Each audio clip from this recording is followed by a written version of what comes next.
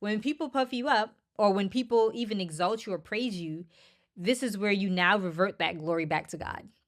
And I think it's so funny because I think it was like last week, I've seen like a lot of things on threads and stuff in social media where people were just like, Christians actually. So in the church, people were just like, it's something called false humility to like when someone compliments you and you literally say all God.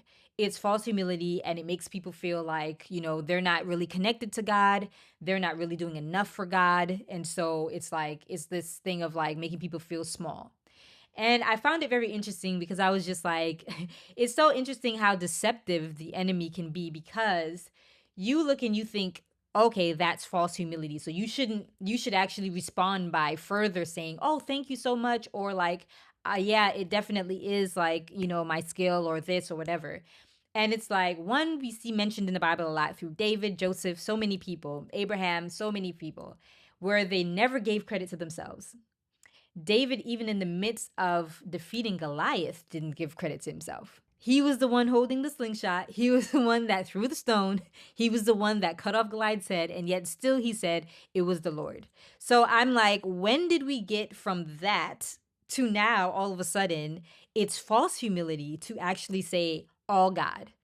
Now, it's interesting because the interesting part about it is that false humility is actually not that.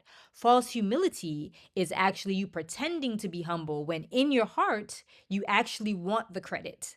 So understanding that that's what false humility is then shows you that what you're actually saying about someone just saying all God, unless they secretly within themselves are dying for that recognition and admiration, they're not being falsely humble. They're actually being humble. They're actually trying not to be prideful. And so I think it's just so interesting that like we've gotten to such a place where all opinions matter and everybody has an opinion and everybody's out here trying to decipher, what it should be because you feel awkward or you feel weird or you feel whatever. And it's like it's not about how we feel. It's about what the text says. And Jesus said we should be humble. And so we have to understand that the opposite of humble is prideful, and everything that's good and perfect comes from God. So not any talent that I have, any gift that I have, anything that I have was God's making. And if I wasn't here, God forbid, and I was gone tomorrow, he can definitely give somebody else a gift and it could be the same gift. You know what I mean? So it's not that, so for us to think that we should take credit for things that one, God creates and can distribute amongst anybody, and two, that God created it and it's nothing to do with ourselves. I find it kind of crazy that we actually think that that's what we should be doing, right? So if anyone tells you this, guys, I promise you, please don't follow that. That is pride in and of itself. Please understand that it takes nothing away from you to give God the glory. It takes nothing away from you to give God the credit. They did it in the Bible and they had no problem. David did it and had no issue being king. He still was king. He still was ruler. He still had authority. It changes nothing for you to give God the glory and give God the praise and to give him all the credit. It's his anyway.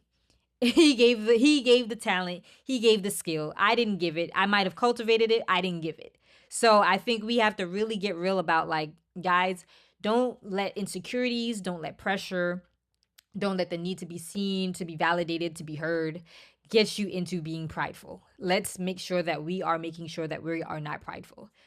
So that's enough of my 2 cents. Now, like I said, the other form of pride is actually self justification. That's where we actually expect credit from God Himself. Now, one would say, do people really do that? But yes, people actually do that. And you also should know that we shouldn't do anything in honor of God because we want his admiration.